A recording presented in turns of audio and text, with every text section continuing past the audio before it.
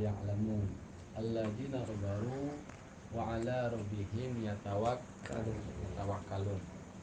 Masih surat An-Nahl. Habis kemarin dijelaskan betapa kebenaran itu tidak akan berubah walaupun banyak orang yang menentangnya. Walaupun kebenaran itu dibatalkan dengan sumpah atas nama Allah dengan sebenar-benarnya, tidak. Kebenaran itu tetap akan sesuatu yang benar. Sesuatu yang benar.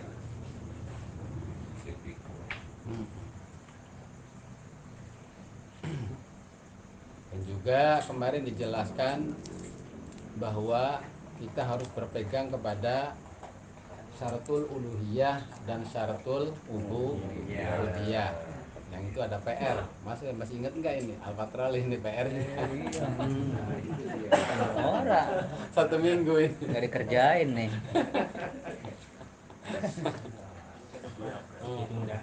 Oh, ditunda. Itu namanya.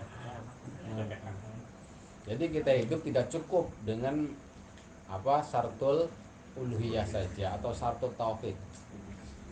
Gitu. Tetap kita harus memakai syaratul ubudiyah gitu. Ubudiyah. Nah, terus walladzina hajaru fillah min ba'di ma dulimu lanubawi annahum fid dunya hasanah wala ajra akhirata kabar law kanu ya'lamun. Kalau kita dijelaskan secara konteks asbabun nuzul, jelas bahwa ini orang-orang sahabat yang hijrah liqomati dini, untuk menegakkan agama Allah. Itu motivasi hijrah sahabat, baik hijrah waktu itu ke negeri Habasah atau ke negeri Madinah. Sehabis mereka didolimi, disakiti, disiksa oleh orang-orang kafir Mekah, maka mereka akan ditempatkan orang yang hijrah tersebut di dunia itu di tempat yang baik, dan sungguh walaja akhiratnya kebar, dan di akhirat lebih-lebih lagi. Itu pun kalau mereka tahu gitu, kalau mereka memahami. Kalau mereka memahami itu asbabul, kalau dalam konteksnya. Tapi tetap walaupun Al-Quran itu turun kepada para sahabat, kepada Nabi, tetap kita harus mengambil pelajaran yang sesuai dengan keadaan kita seperti ini. Lah artinya waladina hajaru, untuk kita, kalau itu mau sahabat yang hijrah ke Madinah atau Habasah, sebenarnya akan mereka ditempatkan oleh Allah di dunianya itu akan mendapatkan kebaikan, di akhiratnya kan lebih lagi. Itu andai kata mereka tahu. Mereka tahu yang tidak mengikuti hijrah itu mereka akan menyesal gitu, baik di dunia atau di akhiratnya. Lah kita artinya hijrah di sini, hijrah kita meninggalkan nafsu amarah kita gitu. Meninggalkan nafsu amarah kita. Sehabis kita didolimi oleh nafsu itu, sebenarnya kita makan menurut nafsu itu kelihatannya kan enak ya. Sebenarnya telah didolimi kita itu oleh nafsu, oleh setan-setan itu. Kita ikut setan, diikuti jejak-jejaknya, langkah-langkahnya, sebab itu sebenarnya kita lagi didolimi oleh setan dan oleh nafsu. Lah kita mesti dengan sekemampuan meninggalkan kemauan nafsu amarah, dan kita menentang setan. Kalau kita udah seperti itu, maka kita akan ditempatkan di dunia itu hasanah, wala ajra akhirati akbar gitu. Untuk kita gitu. Ya kita kan kalau ngikutin nafsu setan hidup itu, ya berarti kita tidak mau hijrah itu tuh. Likomati di ini. Dan selama itu pula kita di dunianya itu dalam keadaan yang jelek, nggak benar, apalagi nanti di akhirat. Itu karena kenapa kita selalu mengikuti nafsu, mengikuti setan, karena kita tidak tahu, karena tidak tahu yang sebenarnya. Nah, untuk kita pencapaian ke sana, di sini mereka itu orang-orang sahabat Nabi itu alladzina sabaru wa ala rabbihim yatawakkalun. Lah, untuk kita proses memerangi nafsu amarah, kita memerangi setan itu dengan kita sabar. Tidak ada jalan lain kecuali itu. Tidak ada jalan lain kecuali kita mensabarinya.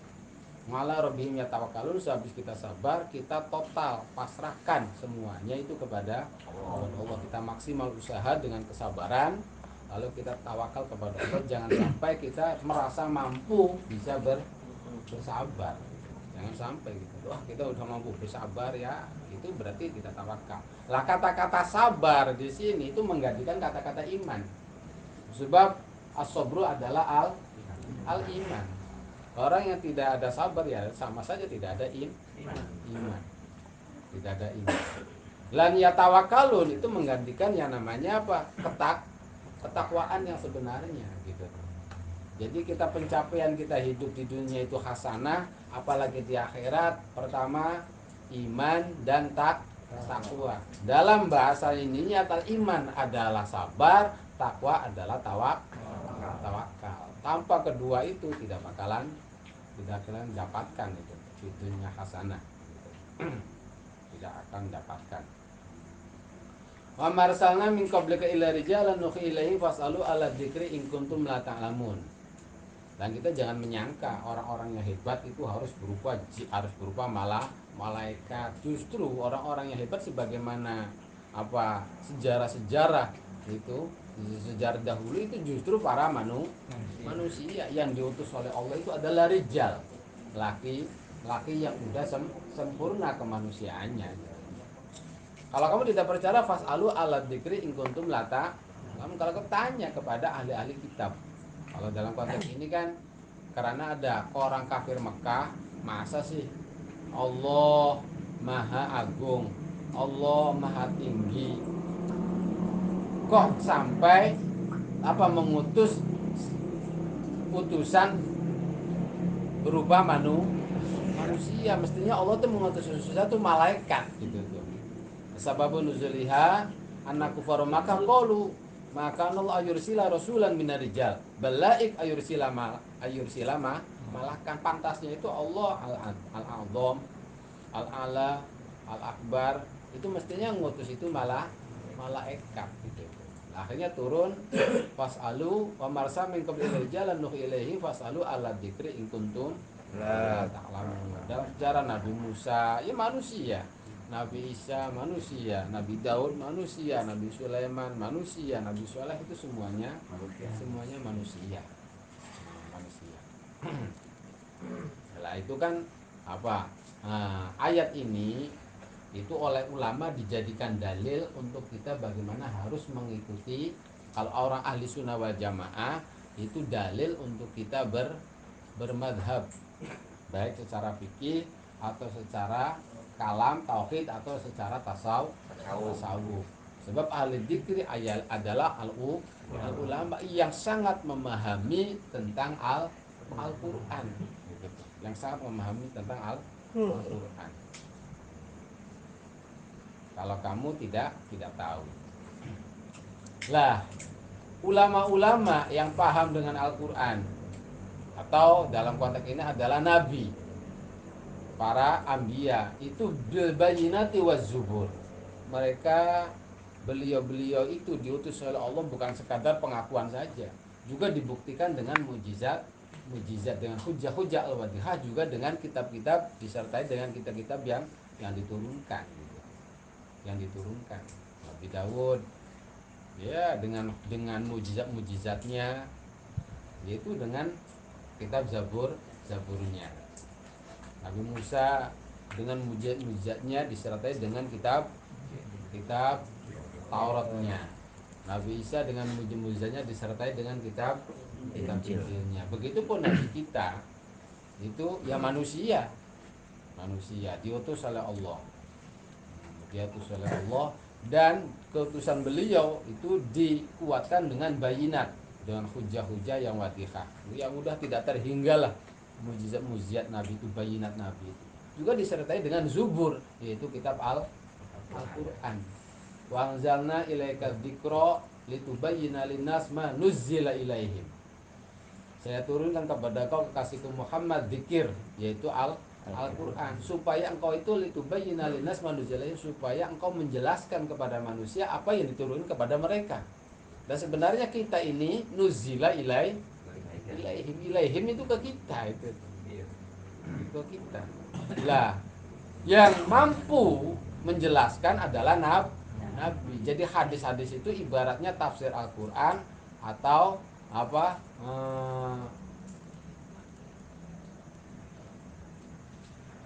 Hadis kasarhi wa tafsir Al-Quran itu mensyarahi, menjelaskan, hadis itu menjelaskan Al-Quran atau menafsiri Al-Quran. Lah nanti kesininya sehabis Nabi tidak ada, ya yang menjelaskan Al-Quran, yang menafsir Al-Quran adalah pewaris Nabi.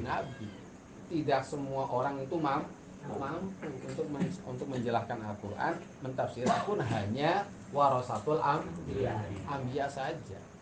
Jadi umpamanya kita itu, wah kita langsung mengamalkan Quran hadis, itu tidak bisa itu. Sebab Al-Qurannya berbicara seperti ini. Tidak semua manusia itu mampu. Yang menjelaskan Al-Quran cuma Nabi. Nabi udah tidak ada, dan pewaris Nabi, yaitu al-ulama warasatul. Kalau bukan ulama kita, ya itu tidak ada. Untuk apa? Jangan untuk sampai kita mengambil Al-Quran secara tidak ada pegangan para nabi atau pewaris nabi tadi. Afala awala allahum yatafakarun. Nah, supaya mereka itu berpikir tentang hal itu. Afamina alladzina makaru sayiat ayyakhsifallahu bihimul ard aw yatiyahum adzab min haitsu la yashurun.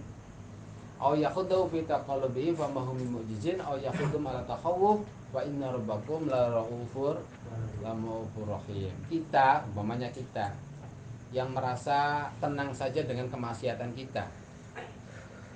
Kita merasa tenang dengan kemaksiatan kita. Berarti kita telah memakar sayiat. Itu kalau konteks di sini Nabi, orang-orang kafir melakukan makar terhadap Nabi waktu di Darun Nadwah. Darun Nadwah itu seperti tempat sidang. Jadi kalau ada perkara yang sifatnya penting, itu orang kafir itu punya tempat namanya Darun Nadwah. Yang sifatnya penting, masalah peperangan, masalah apa untuk masyarakat, itu Darun Nadwah namanya. Lah, sehabis Nabi itu dalam menyebarkan agama udah tidak ada upaya untuk diselesaikan dengan upaya dikasih harta, Nabi menolak. Dikasih perempuan, Nabi menolak. Secara diplomasi itu tuh dikasih jadi raja, Nabi menolak. Makanya udah, ini keputusan terakhir, ayo berkumpul di Darun Nadwah. Akhirnya ada 5, ada berapa itu tuh opsi. Pertama, Nabi diikat, atau Nabi dibunuh, atau Nabi diusir. Lah kesepakatan di sana Nabi dibunuh. Kesepakatannya itu. Kalau cuma diikat, di penjara, kalau cuma diusir, ya kan masih hidup, ya masih bisa berkembang, udah dibunuh saja. Itu kesepakatannya seperti itu. Lah akhirnya untuk siapa yang jadi algojonya, semuanya tidak ada yang mau. Singkat cerita lah, semuanya tidak ada yang mau untuk jadi algojo membunuh Nabi. Lah akhirnya ada iblis menjelma jadi manusia. Gampang. Sebab Nabi itu orang terhormat. Untuk supaya selesai masalah ini, dari semua suku kumpulkan satu pemuda. Lalu masing-masing bawa pedang, lalu masing-masing menghujamkan ke tubuh Nabi. Selesai masalah. Siapa yang mau nuntut coba? Masa mau nuntut semua suku Arab katanya? Itu kata iblis. Akhirnya sepakat. Semua suku-suku Arab itu diambil satu pemuda untuk menghujamkan pedangnya ke tubuh Nabi. Sebab kalau cuma satu pemuda nanti akan menuntut. Bani Muthalib dan Bani Hashim itu akan menuntut. Dan itu adalah risiko yang sangat, siapapun tidak bakalan berani mengambil risiko itu. Nah, solusinya dikasih oleh iblis itu. Itu berupa makar gitu. Ya, tapi kan kenyataannya di situ waktu udah tank itu tuh hari Senin, malam Senin. Habis itu di waktu malam, tapi Nabi hijrah bersama sahabat Abu Bakar yang menggandeng di posisi tempat tidurnya Nabi adalah sahabat Ali. Itu afa amina makrus sayyiat. Itu ya kita umpamanya melakukan makar apa? Kita melakukan kemaksiatan. Itu berarti kita telah melakukan makar. Maka kalau kita melakukan itu kemungkinannya Allah itu sangat mudah. Ayak sibabikumul ard, kita ditenggelamkan di bumi seperti korun. Ayakhudna adab yang khazal asyurun, atau kita terkena adab dengan tanpa kita mensadarinya. Tanpa ada bersitan di pikiran bahwa kita akan terkena adab. Ayakhudhu fi taqallubihim, atau kita terkena adab itu dalam kita apalagi menjalankan aktivitas kita. Famahum mimujizin, dan kita tidak bakalan mampu untuk bisa menolak akan adab itu. Yakhidhum ala takhawuf, atau justru adab itu mengenai kita dengan tahap demi tahap. Sakit, hartanya habis, anaknya meninggal, ya terus tahap gitu tuh. Yakhidhum ala takhawuf gitu. Pokoknya kalau orang melakukan makar, melakukan kejelekan, banyak kemungkinan cara Allah untuk memberi peringatan kepada kita. Ada kalanya yaksir bihimul ard au yatihul adma khasul turun au ya'khudhum fi taqallubihim au ya'khudhum ala tahaw. Sangat banyak sekali kalau kita sampai dalam hidup menjalankan kemakaran, menjalankan kemaksiatan. Tapi fa inna rabbakum la raufur rahim. Sungguh Tuhan kalian itu maha pengasih lagi maha penyayang. Walaupun kita maksiat terus, tetap Allah tidak mensegerakan siksa. Tetap kita masih diundur supaya kita sadar akan kelakuan seperti ini. Jadi intinya pada malam ini bagaimana kita bisa memahami agama sebenarnya. Allah menyuruh kita sholat, Allah menyuruh kita berbuat baik, itu tidak bakalan paham selama kita masih menuruti hawa nafsu. Itu yang namanya kita tidak boleh membunuh. Umpamanya agama itu tidak boleh membunuh, walaupun secara akal, kenapa kan tidak boleh membunuh, sebab membunuh gini. Tapi kita tidak bakalan memahami itu sebenarnya kalau kita terus dulu dikaji, kalau kita melakukan keimanan yang sebenarnya, melakukan ketawakalan. Sebab yang namanya kita harus sholat, kita tidak boleh berbohong, kita tidak boleh hibah. Itu syariat yang bisa diketahui sebenarnya hanya dengan kasyak gitu. Tidak cukup cuma dengan akal saja. Yang namanya akal itu cuma perantara, jembatan saja untuk mengetahui yang sebenarnya. Hakikat syariat itu tidak akan kita dapatkan kecuali dengan mujahadatun nafsi, disertai dengan ketakwaan yang luar biasa. Ini dengan cukup dua, iman, takwa, atau sabar dan tawakal. Tanpa pencapaian itu kita tidak mengetahui hakikat syariat Allah di dunia itu. Makanya kita kadang-kadang yang namanya sholat umpamanya, kadang-kadang males karena kita belum mengetahui sholat itu yang sebenarnya. Kita tidak mengetahui, kita belum mujahadah gitu tuh, belum mujahadah ke seorang manusia gitu tuh. Mestinya Allah itu mengutus itu malaikat. Apakah Allah tidak mampu mengutus itu bukan manusia, sebab Allah itu al-azam, al-ala, al-akbar.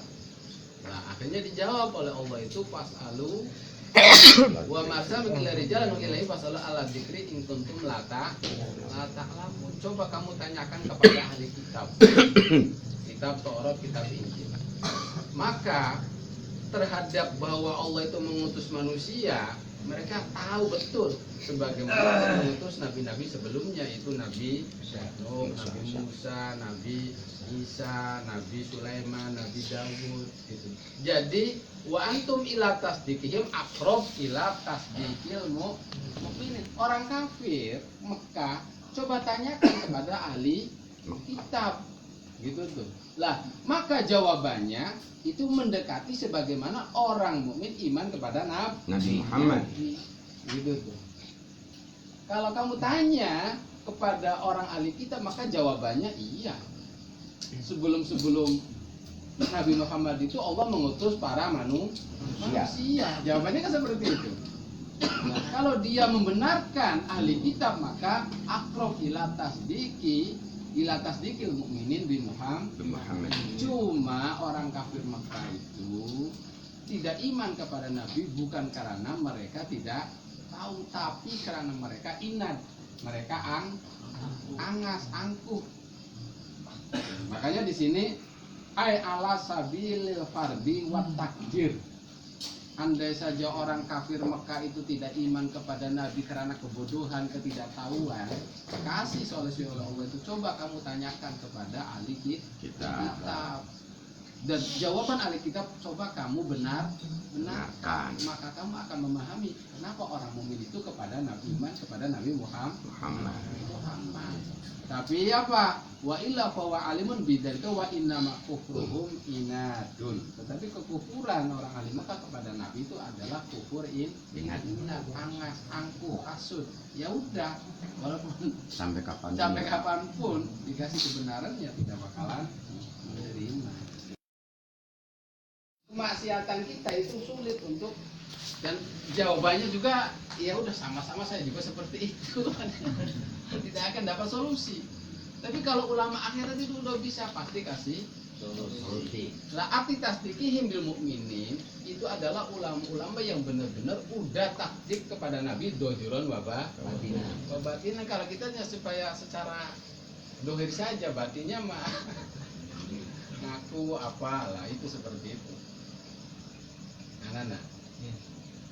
Jadi kita tuh tasdik artinya antum itu kita melakukan kekafiran, tapi kekafiran secara fi'li, perbuatan gitu, bukan secara etikodi gitu. Kalau dalam konteks ini kekafiran orang Mekah itu secara etikodi juga fi'li. Supaya kita diambil manfaat ayat ini, kita ambil kekufuran secara fi'li, dan kekafiran secara fi'li itu sangat banyak, tidak terhitung. Untuk supaya kita kalau benar-benar pengen selesai, kita tanyakan kepada ulama akhirat itu yang kita akhirnya mukminin bi Muhammadin itu benar-benar adalah mukminin kamil. Innamal mukminin alladzina idza dzukirallahu wajilat, itu mukmin itu artinya kita kan mukmin yang disebutkan ayat Quran ketawa masih jalan cuek saja. Iya, ya kita pengen seperti ke sana. Terus tadi tentang azani la yazni hina yazni bahwa mukmin. Itu kuncinya dalam faknya gitu. Pak, kuncinya itu dalam bahwa mukmin. La yazni tidak zina. Siapa azani penzina. Hina yazni sewaktu dia zina. Fahuwa mukmin, dia posisinya keadaannya dalam keadaan mukmin itu tidak seperti itu. Tuh kan bingung. Coba layasriku tidak mencuri. Siapa asariku Pencuri. Hina yasriku sewaktu dia mencuri. Fahuwa mukmin, dia kondisinya mukmin. Orang yang lagi mencuri itu tidak kondisinya dalam keadaan mukmin, tidak seperti itu. Hina. Iya, sebab hinanya. Hina. Iya. Maka orang yang melakukan kemaksiatan itu berarti apa? Imannya itu Lagi copot. Lagi di itu. Makanya itu lagi melakukan khotoh. Supaya cepat imannya masuk lagi, tobat. Kan gitu. Dalam semenjak intinya di dalam Taurat juga udah disebutkan mauliduhu di Makkah. Terus wa hijratuhu itu dalam Taurat, dalam Injil udah disebutkan situ. Kenapa mesti di Madinah? Justru karena di Madinah di sini apa? Ada banyak ahlad zikri di Madinah itu. Banyak ahli kitab yang sangat memahami tentang Taurat, tentang Injil, berbeda di Mekah. Maka walaupun di Madinah waktu itu namanya suku Awas dan suku Ojr, mereka udah mendengar dari ahli Ahli kitab bahwa telah terlahir nabi. Udah, dan itu digadang-gadang oleh ahli Madinah itu. Digadang-gadang kapan nabi kesini, kapan saya akan bantu. Makanya dikatakan kaum Ansor. Ansor itu digadang-gadang. Ansor. Sebab mereka lebih mengetahui nabi dari ahli Makkah. ahli kitab Ahli itu, kitab. berbeda dengan ahli Oh, iya. ahli Makkah. Dan karena memang itu ada yang telah dijanjikan oleh Allah itu. Nah, yang lebih itunya di situ banyak ahli dzikri. Berbeda di Mekah, ahli dzikrinya nggak ada. Yang dimaksud di sini adalah ahli ulama ul Injil wa Taurat. Bisa dihitung oleh itu kalau di Mekah, tapi di Madinah sangat banyak. Itu tuh ahli kitab itu. Orang Yahudi banyak dan termasuk orang-orang yang pendidikannya banyak tentang masalah agama lah. Itu di Madinah seperti itu.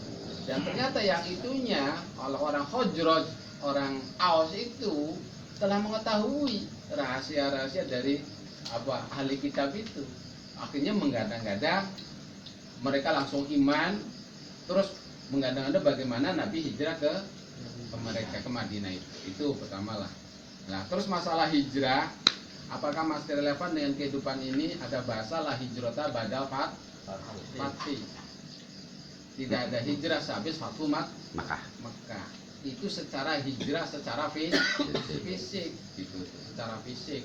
Jadi kita hijrah itu tidak harus ke Madinah, tapi kalau kita istilahnya di sini kita di daerah yang di sini sangat gersang minus tentang agama, kita wajib pindah ke daerah yang subur, yang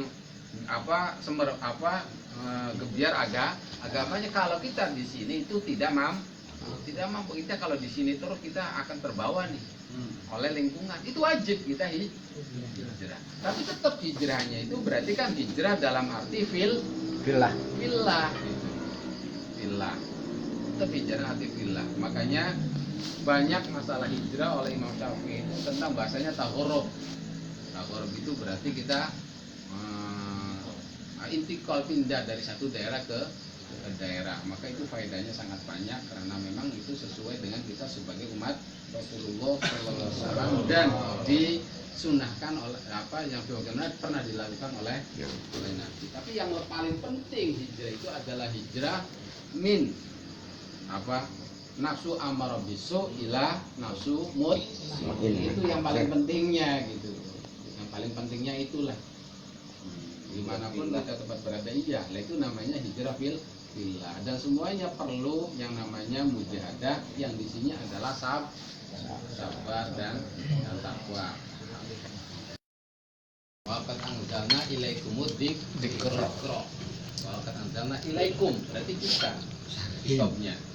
Nah, isi daripada manuzila ilaina itu apa? Yang min indi rabbihim itu dari sisi itu Tuhan kita.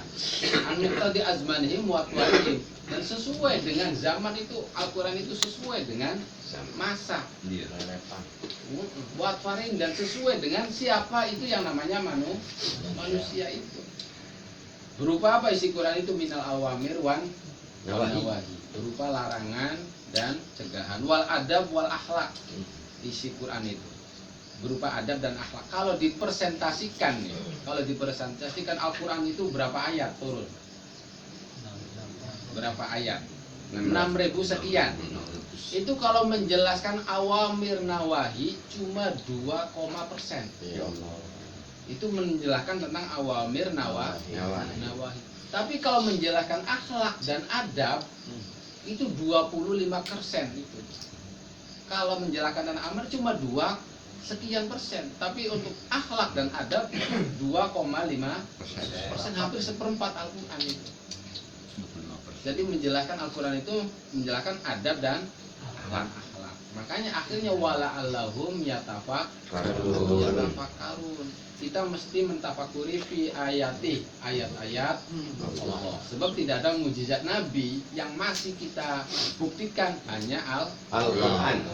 Maka jangan sampai kita dikasih akal, jangan sampai tidak memikiri ayat-ayat Al-Quran. Wa kami dan hukum-hukum Al-Quran. Wa yata'ammaluna fi hikami. dan kita mesti merenungi tentang hikmah-hikmah yang ada dalam Al-Qur'an wa marmuzatihi dan isyarat-isyarat dalam Al-Qur'an. Apa sih yang akan kita dapatkan kalau kita mentafakuri ayat Al-Qur'an, hukum-hukum Al-Qur'an, hikmah-hikmah Al-Qur'an dan rahasia isyarat-isyarat Al-Qur'an kaya tafatton, supaya kita jadi orang cerdas ila ma'arif, pengetahuan tentang Al-Qur'an wa haqaiqi dan pengetahuan tentang hakikat Al-Qur'an wa kusyufati dan terbuka tabir-tabir Al-Qur'an wa syuhudati dan kita bisa musyahadah tentang Al-Qur'an al-mau'udati fi yang mana Al-Qur'an semuanya itu telah dijanjikan oleh Allah. Dan mudah-mudahan kita semua jadi orang yang mau beramal. Amin. Wallahu a'lam. Subhanallah.